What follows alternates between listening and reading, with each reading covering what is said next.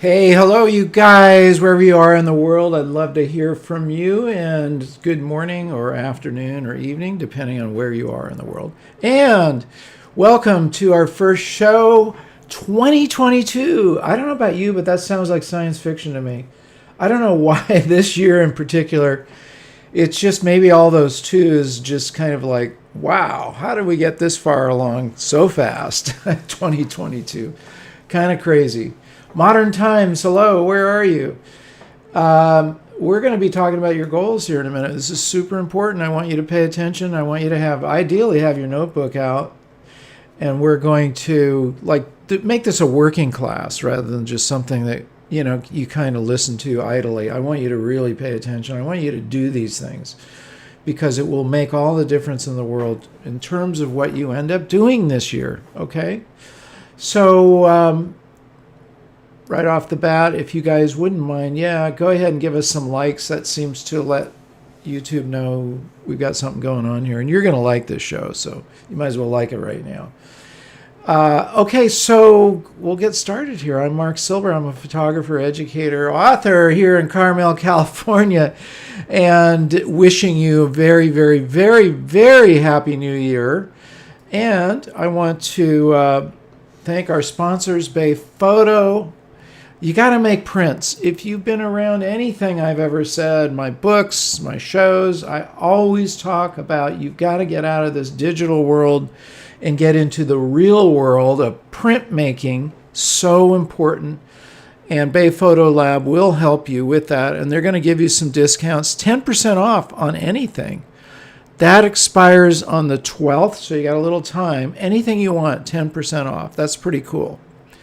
You can still get calendars and planners made for 35% off. That's actually a really cool gift or a way to promote your brand or whatever. You can also sell them, of course. 35% off and 25% off on your first order. I love Bay Photo. I've been working with them for years. They do great work. Also, big name photographers use them. Bob Holmes is doing a show using Bay Photo. Bambi Cantrell, and of course our friend Scott Kelby. When you go to his studio, he's got these big, big, big prints hanging in his studio, and it says Bay Photo Lab. So you're in good hands and you're in good company. So there you go. All right, Hans is here. Whoa, good to see you, Hans. And Mary Lou, my buddies. Thank you for joining us. Great to see you guys. And Maji and Ferguson, okay, yes, Happy New Year to everybody, and thank you guys for joining us. Let's talk about goals. Why should you set goals, first of all? Well, here's the deal. A goal is an end result. It's something you're going for. If you don't have a goal, it's something as simple as like you're going to just drive. You're going to take a Sunday drive and you want to go see the countryside.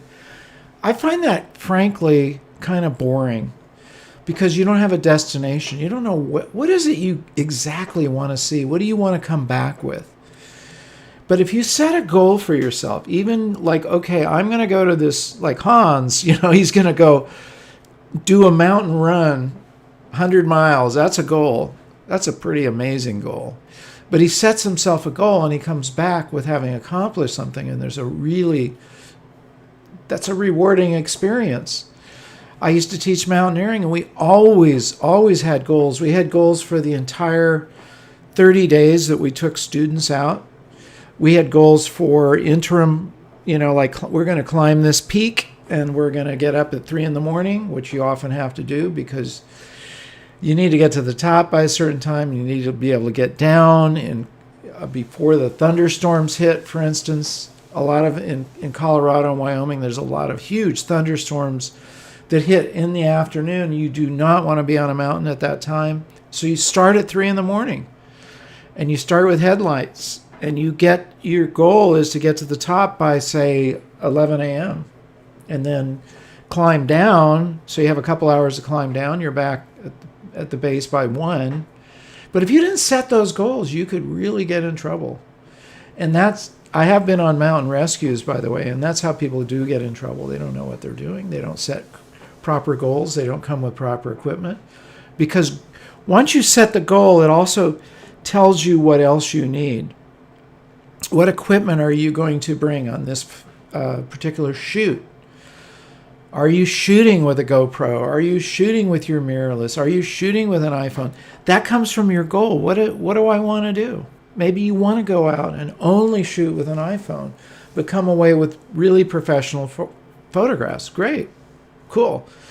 But have that equipment ready and know where you're going. Goals are so important. Short, medium, and long range. And today we're really just going to be talking about what are your goals for 2022? And I want you guys to be setting them now. And I have done that. I have a document that I actually write every year, and it's right here, very detailed. It's at the top you see goals, but then I get into all the details of how I'm going to achieve these goals.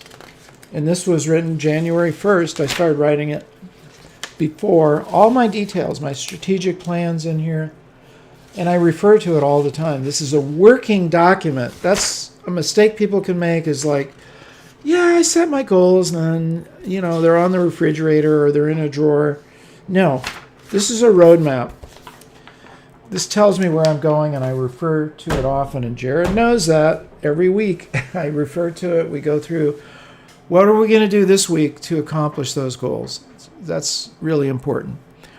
Okay, so I wrote a blog post, actually, that's going to cover the points I'm mentioning here. You guys don't have to look at it now, but I would like you, after the show, read it over, because it'll give you the points I'm making. And also, it's just a good reference and a good guide for you. So, Jared, I think you've already got it in there. It'll be in the description as well. Hi, Hector. Wow, great to see you. So, an assignment that I have given in my physical workshops when people show up is I often ask them to go out and make sure that you're making, not taking, making images that you wouldn't normally make. Now, this is the first thing I want to talk about in terms of setting goals. You got to step out into the next thing. It's an interesting dance, and I'm going to talk about this probably a lot in the coming year. There's a dance in terms of creativity, and part of the dance is this. You have to get really good at something. You have to refine it and really get good at it. I'm going to use the Beatles as an example. One of the reasons they exploded into the world in about 1963 is that between 1961 and 1962, I think for 2 years, they were in Hamburg, unknown group, but they were playing like 10 hours a day. Now imagine that. I think 7 days a week. I mean, it was crazy. So they're performing like 70 hours a week, week after week after week after week. So they honed their craft, and they got really good at these in their repertoire with very simple songs, but they became so powerful because they really had those things down. Now that's one half of the equation. Don't go skipping around all over the place so you don't have a focus. You should get really good at something. Whatever that genre is, go for it. Really dial in on it. If it's landscapes, really, really get good at your landscape photography. If it's portraiture, really get good at it. Whatever it is. But now, having done that, you're going to think I'm contradicting myself, but I'm not. Again, using the Beatles, once they really perfected their sound and their craft, they did something that no other group ever did that I'm aware of. They basically reinvented themselves with each new album. Every album was very different from the last one. But they could do that because they had the foundation of their craft so well down that they could explore new presentations of their music. And I want you to have these two things in balance. I want you to first of all, know your craft, really hone it down, get it dialed in, and also go into an exploration. You should be exploring new things. Otherwise, if you're just plagiarizing yourself, as Bob Holmes puts it, you're You're just recapturing the same photograph over and over again. I'm guilty of that. Come on. I love shooting photographs of my dog or sunsets or whatever, but I don't consider that my art for the most part. I really don't. I mean, I'll throw those out on social media, but that isn't my art. My art really is where I'm trying to find new ways of expressing myself. That's important, because if you just keep on doing the same thing, like what if the Beatles never moved out of that first, set list that they had perfected in Hamburg, and that's all they ever did? Well, they would have probably had some popularity, but it would have faded because we'd go, well, I kind of heard that before. And there are some artists, I'm not going to name, and I'm sure you can think of them too, where I feel like record number 1 and record number 10 are not that very different. They're just different words. Music sounds about the same. It's just kind of, I think I've heard this before. And they're not huge. Maybe they're well liked, but they're not in the stratosphere the way the Beatles were, because they had that amazing talent coupled with stretching their creativity. And this is how you can really stretch your creative muscles. I'm going to tell you right now, one of my goals for this year, I have written a book on creativity, as you probably know, but I'm going to take it a step further. So in this book, I do explore what creativity is all about.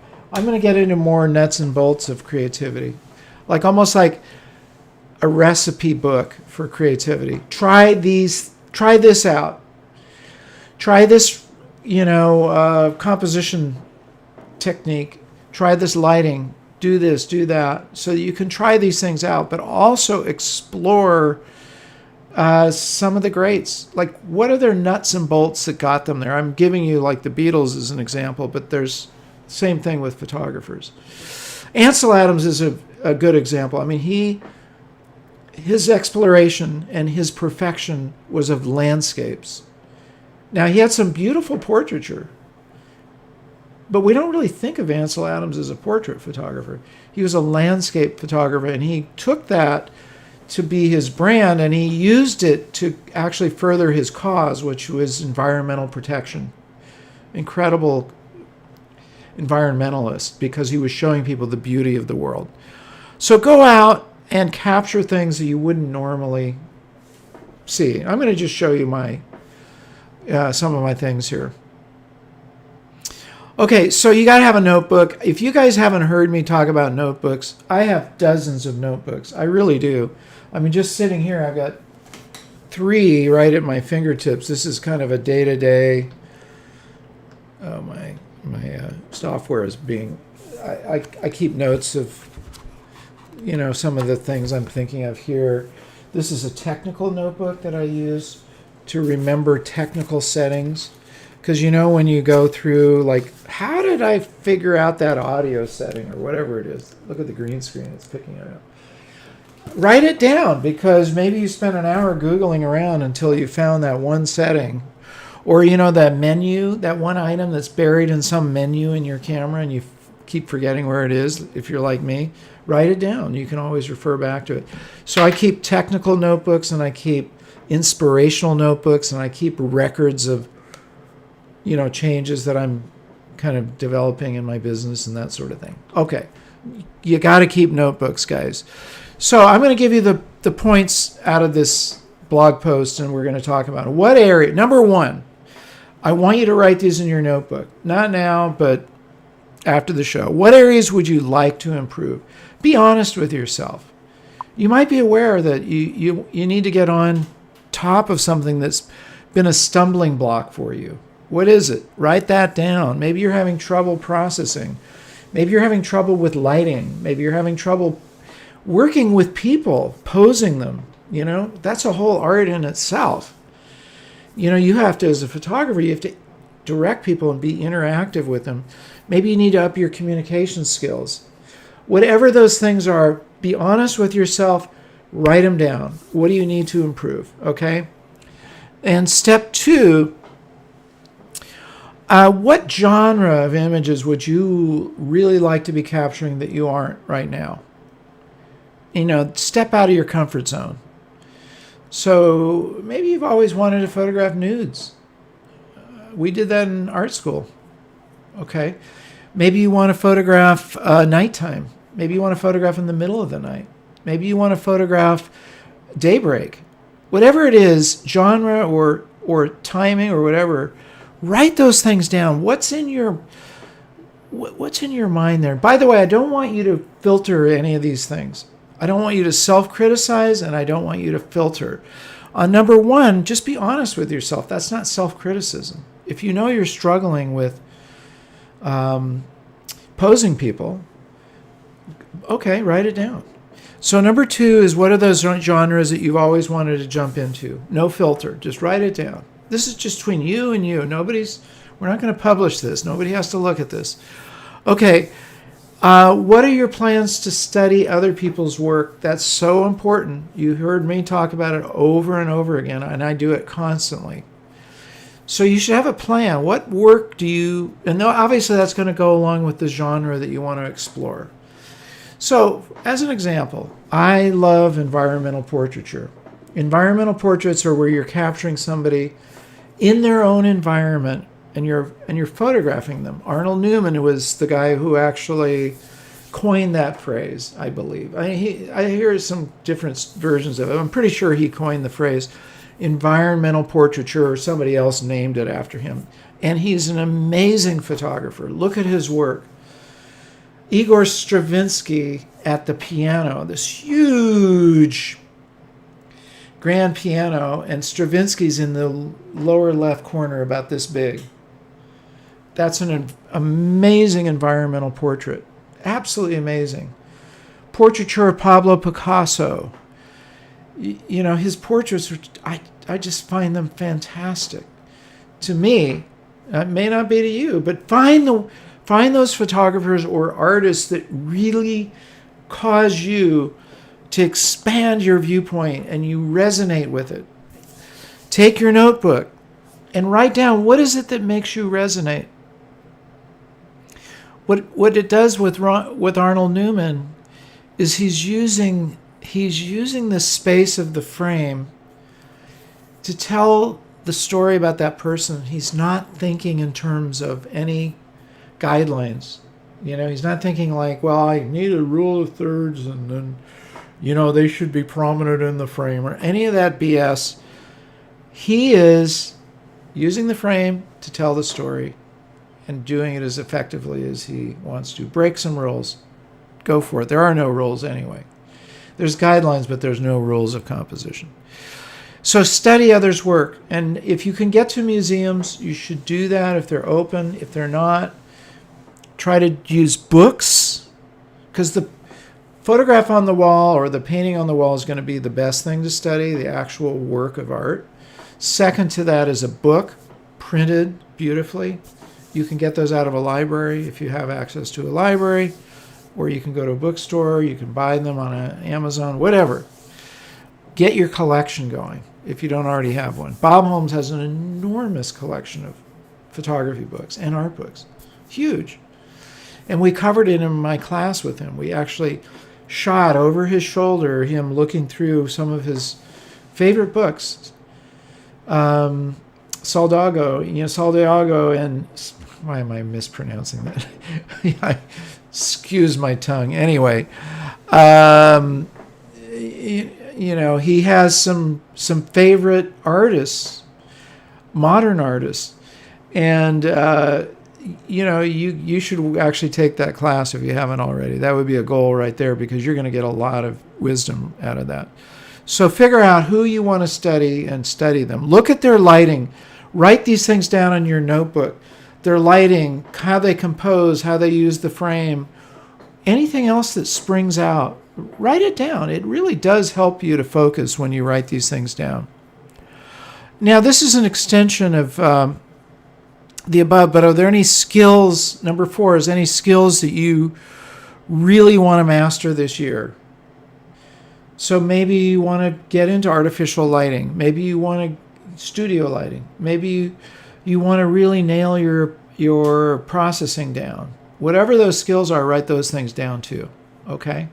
Maybe it's filmmaking. Maybe you want to jump from still photography to filmmaking, and you put that down on your list. That's number 4. Now, this is what I consider the most important and fun step of all. I totally no filter, no self-criticism. I want you to just go wild and write down. This is specifics. Before we were talking about the general categories of like nudes or whatever, but I want you to, I want you to write down like a shot list that you really want to capture this year. Write those things down and let your mind just go. Don't think, oh, well, I can't go to Paris, because just write it down. If you want to photograph a nude on the Eiffel Tower, or you want to photograph the Eiffel Tower at dawn, whatever it is, write it down. Who knows? Just put it there. If you don't let yourself like fantasize a little bit, let your mind go. You're free to do this in your own mind and your own notebook. Write those things down. Whatever those things that come to mind, write them down and put those on your list. Now we've got 5 things that are going to definitely shape your goals this year. And the next step is to kind of look those over and just set yourself some goals. And that can include, how much time are you going to get out and photograph every week? The photographs that you do not capture don't magically appear. The time you don't spend on photography, it doesn't just fall out of the sky. You have to work at it. The Beatles, 70 hours a week. There is that, I consider it a bit of a myth. Maybe there's some truth to it, about how you have to do 10,000 hours to master something. And I've certainly put in my 10,000 hours in a lot of different fields. I don't believe that that's necessarily true, and I see a lot of exceptions to it, one of them being Jimmy Chin. Almost by accident became a photographer. He borrowed a friend's camera who was on assignment. They sent the images into the client, and the only image they chose was the one that Jimmy took, and that launched his career. But he's certainly put in his 10,000 hours, or many, many more. Bob Holmes, all these guys that I interview, I mean, they're way beyond 10,000 hours. They're into 50, 60, 70,000. So you got to do the work. There's no shortcut on that, because it's familiarity and just, there is that thing about getting up when you don't want to get up and going out and shooting, because you gave yourself your own assignment and you're not going to slack off.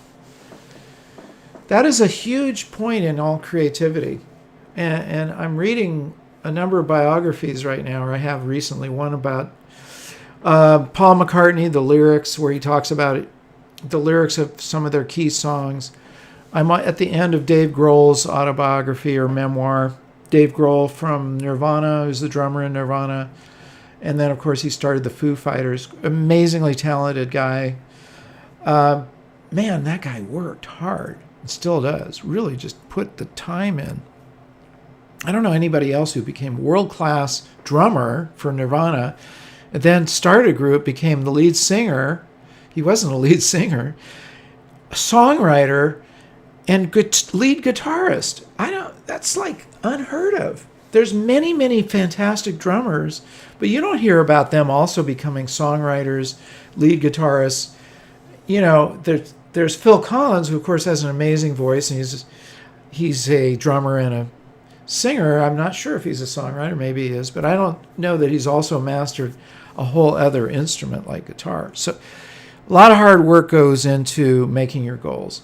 Roll those 5 points that I gave you into your goals, including what time you're going to invest. And I say invest.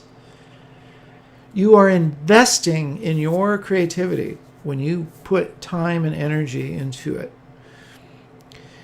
Really, everything you do brings you that much closer to you ultimately achieving your goals.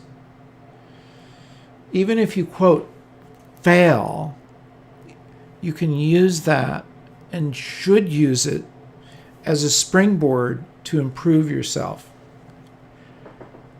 The the great people who have mastered things are not afraid to fail, and they do fail. And I fail at things, and I definitely step back and learn. Okay, why did I fail? Why did that fail? What was wrong with that? How can I fix that so it doesn't happen again? One of my first assignments that I got as a photographer, it was a very mundane assignment to go shoot a meeting at a church. And I knew nothing about using a speed light, a strobe. What a dumbo. And I didn't test my equipment. Big no. If you're going to go out on something you've never done before, you better test your equipment and you better know how it works. And I didn't do that. I fiddled around with it a little bit. I showed up. The shots were all wrong. And I failed on my very first assignment. And I got a letter that just crushed me. Not one of your images was usable. And we heard that you were a professional. And, terrible. Do you think that ever happened again? No, sir. Never did that happen again. So lesson number 1 became like a life lesson. Know your equipment. Don't ever experiment when you're on the job. You better know it before you go out. Don't be an idiot. But I learned from that. I never made that mistake again. So there you have it. I'd like to hear if you guys, I haven't been looking at your comments here. If you guys, Chris Scoggins. Hey, Chris, my buddy. So yeah, great to see you here. I would like to hear you guys tell me what your goals are, or what, even just you don't have to get too deep into what I just said, but what sprung loose, when I was talking about these 5 things. Like, Hector, I'm going to call upon you guys. Chris, I know, Chris, I kind of already know you're moving more and more into the retouching world, and you're doing a really good job. But Hector, what is your thought about your goals? Lou, tell me what it is, you guys. When we had our AYP Plus class, we had the microphone open so I could, which we can't do with YouTube Live, but we can do the next best thing, which is you guys can write in your comments here. So give me some feedback. I like two-way communication personally. And there's my dog out there communicating. Otherwise, you just got to leave me on the microphone. But these are the things. And again, I think I told you, I'll roll out what my goals are for the year as far as you guys are concerned. So we're about to relaunch my whole platform.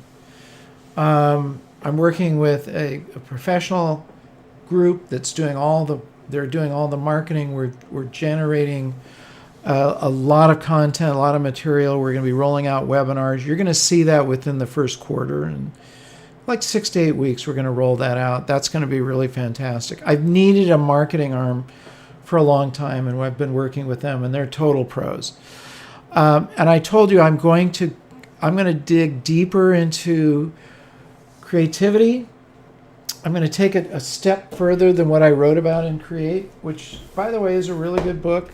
You should read it, and you should do the exercises in it if you haven't. This is a workbook. It's not just a bunch of theory. But I'm going to take it a step further. I want to know, and I'm going to explore that with some really talented people. I want to know what the 1, 2, 3s are. If I can find out, right? Like, if somebody knew Pablo Picasso, where did his inspiration come from? What were his daily routines like? Things like that. What were his habits? What was his scheme? How did that work? And I'm finding these things out, but sometimes you have to ask people that worked around these folks. Okay, we've got some answers. So, Lou, I'm going to put it right up here. I'm thinking about developing my wildlife photography, and that is a good goal for this year. Awesome. So you're going to be shooting a lot of parties, that kind of wildlife? Is that what you mean? I'm just kidding. Okay.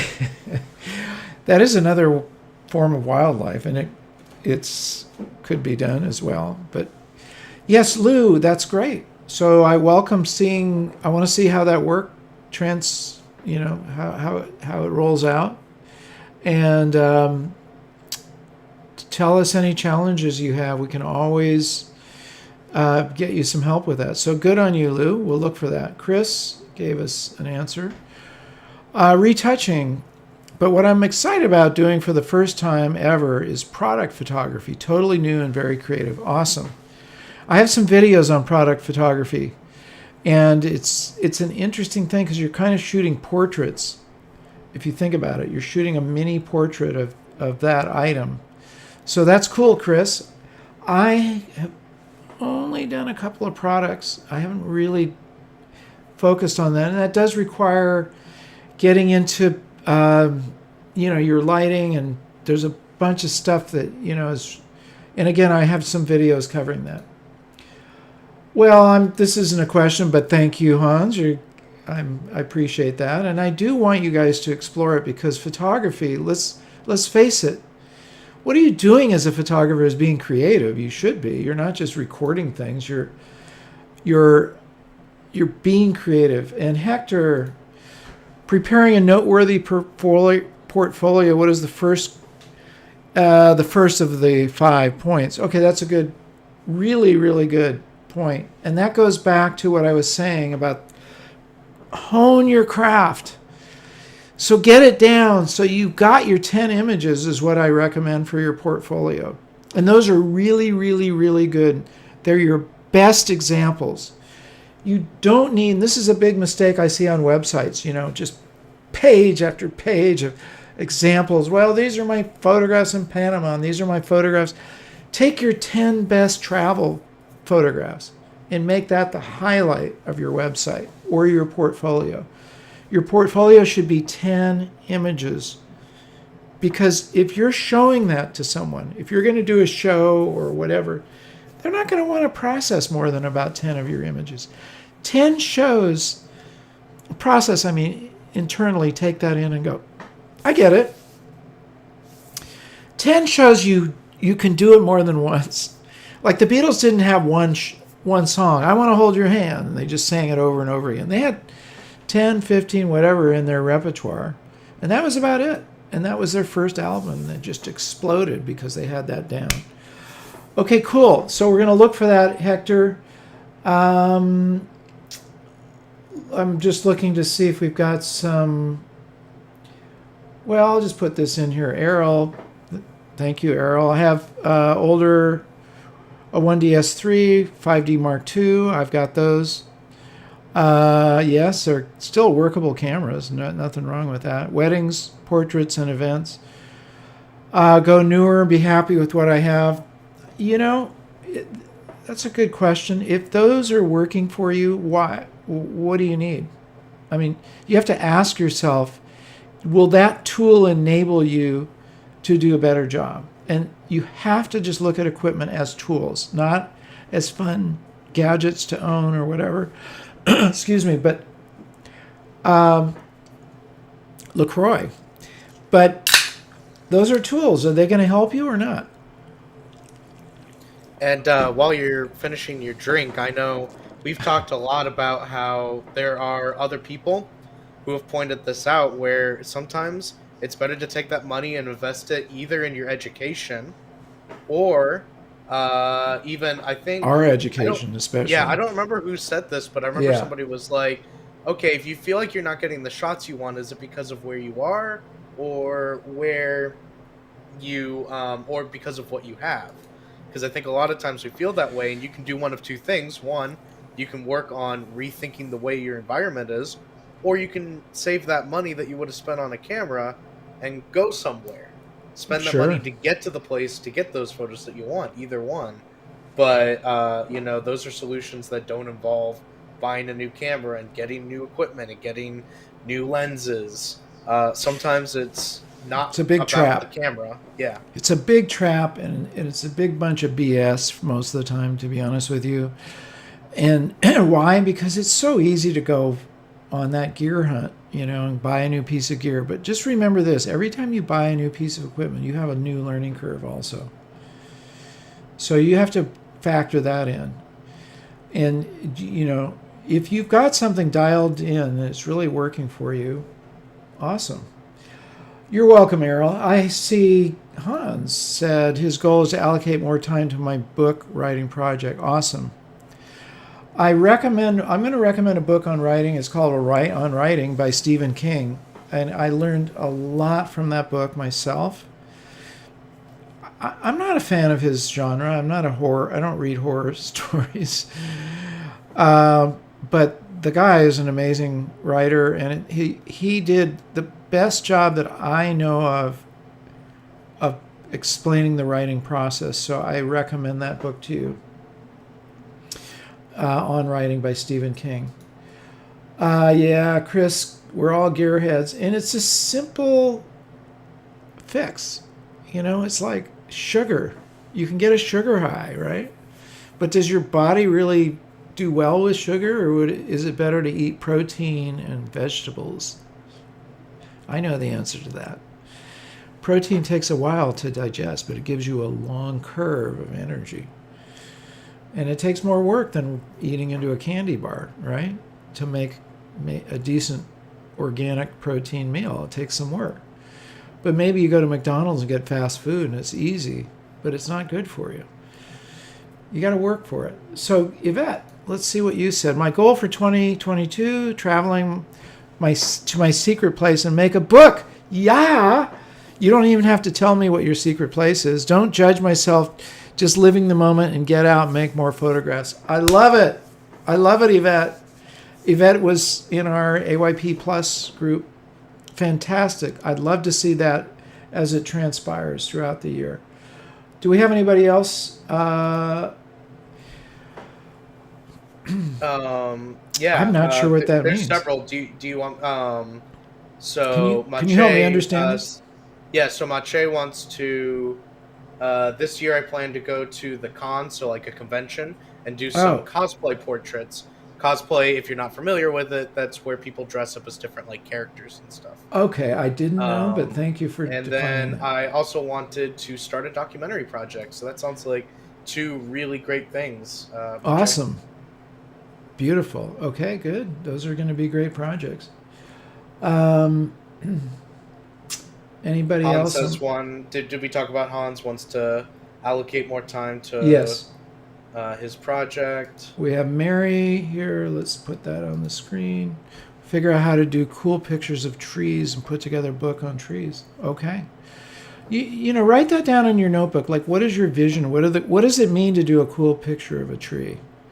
And this is where it also helps to study other art forms. Maybe it's paintings.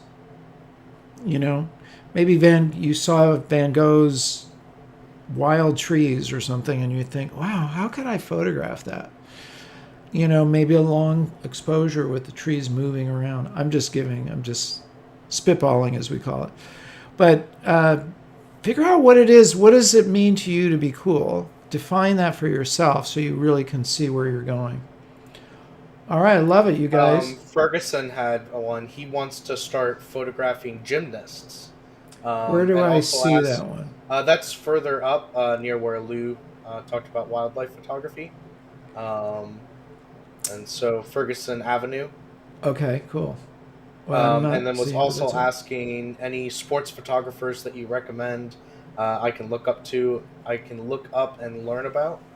John Todd, I've done interviews with. That's what I was thinking. Yeah, he's really good. Shoots for Sports Illustrated and a variety of different big publications.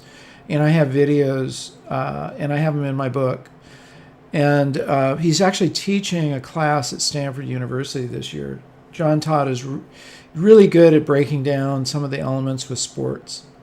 And especially getting that moment, which is a really big thing in gymnastics. You got to get that absolutely, moment, absolutely. And Errol, we're back here, says I planned to go imaging USA as a birthday gift. Do you mean like traveling the USA and taking photographs? Yeah, I think that's kind of like what I was talking about. That you use that money to go somewhere. Yeah. So this is a comment. You have to filter out all the gearhead techno YouTubers. There's a lot of them, aren't there? You know what? I hate to say, I could probably expand my channel like mega times if I talk more about gear and software. Because why? It's such an easy thing to talk about, in terms of, well, this camera has this and that, and blah, blah, blah. But it's not the art form of photography that I want to be focused on.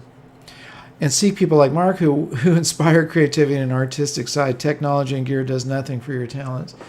You got to know your gear. There's no shortcut, and you can't. But that's knowing a tool, and creativity is so much senior to that. Because if you have a creative inspiration, you can use that tool. One time, I had a teacher who, I grew up, I was dyslexic. I don't know if I've ever mentioned that to you guys. I really had a hard time reading. To this day, I still can't spell. I've learned how to read. But I was dyslexic, so I had some special coaching. And it was interesting because my tutor turned out to be a photographer. Now, I don't even remember one of his photographs, but he had a lot of gear, which actually was really handy for me because he loaned stuff to me and he also sold it to me at a really good price. That's where I bought my Leica. And one day he loaned me an underwater camera, a Nikon, it's called a Nikonos underwater camera. And I immediately got inspired by this, and I dove into our swimming pool, and there was a frog in the pool. I got underneath it. This is in one of my books.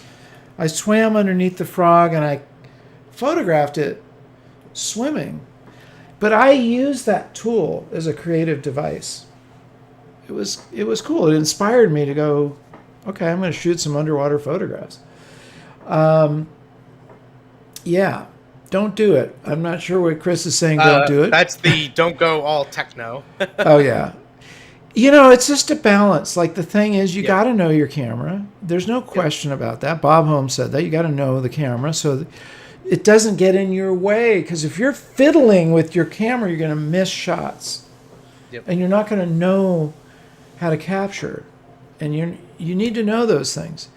But I'm going to call it about a quarter at most, probably 10% of the whole subject of photography.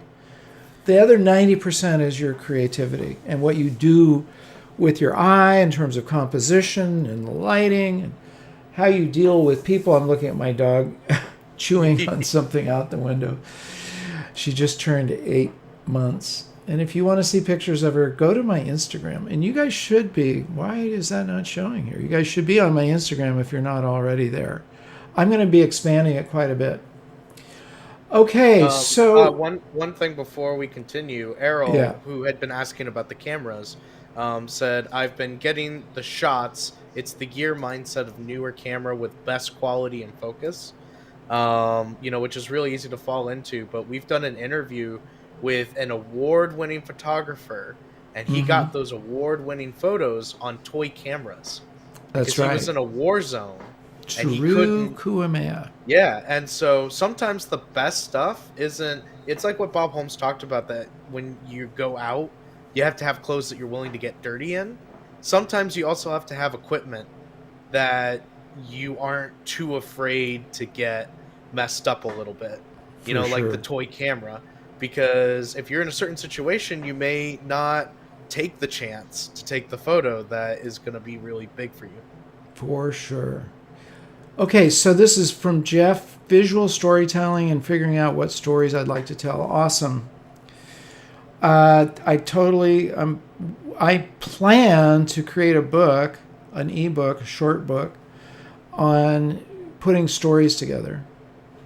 From my talks with Dan Milner and my own experience, like, how do you put a story together? Visual storytelling is a really cool thing, and I'd like you guys to think in those terms. So awesome.